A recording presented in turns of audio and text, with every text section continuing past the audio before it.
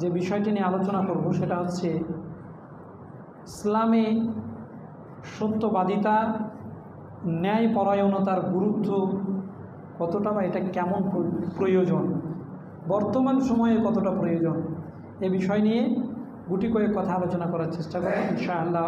বলে আজিজ আমা তৌফিকি ইল্লা বিল্লাহ আলাইহি তাওয়াক্কালতু ওয়া ইলাইহি উনীব।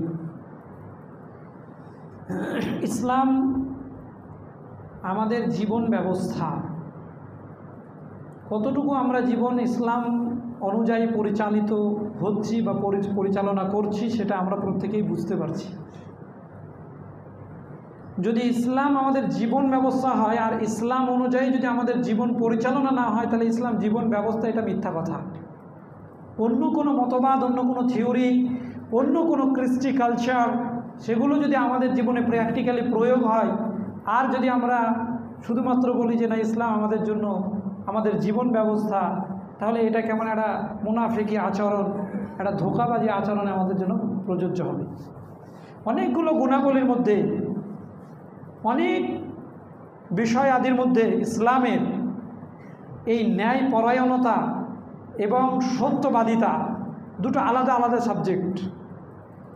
সংক্ষিপ্ত যেহেতু সময়, দুটোকেই খুব টাচ দিয়ে কিছু কথা বলে যাওয়ার চেষ্টা করব, বুঝে নিতে হবে। তার পাশাপাশি হচ্ছে যে আমরা প্রত্যেকেই বুদ্ধিমান,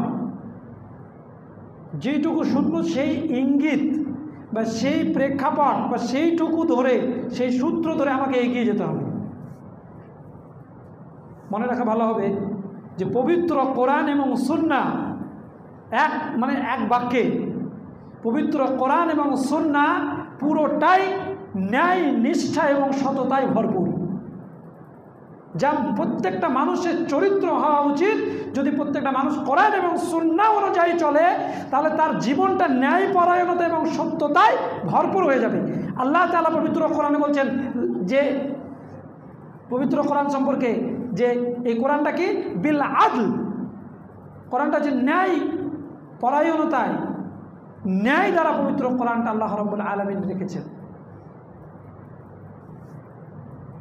এবং তারপরে আল্লাহ রাব্বুল আলামিন বলছেন লা মুবাদদিলা লিকালিমাতি, আল্লাহর কথা কখনোই পরিবর্তনশীল নয়। অতএব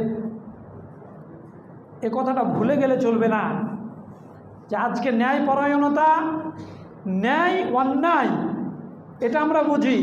আমার সঙ্গে যখন কোনো অন্যায় ঘটে, তখন আমি মানুষকে বলি যে আমার সঙ্গে হাজারো অন্যায় হলো, কিন্তু দিন রাত ইসলামের সঙ্গে আমি যে সাংঘর্ষিকভাবে চলছি, অপরাধ করে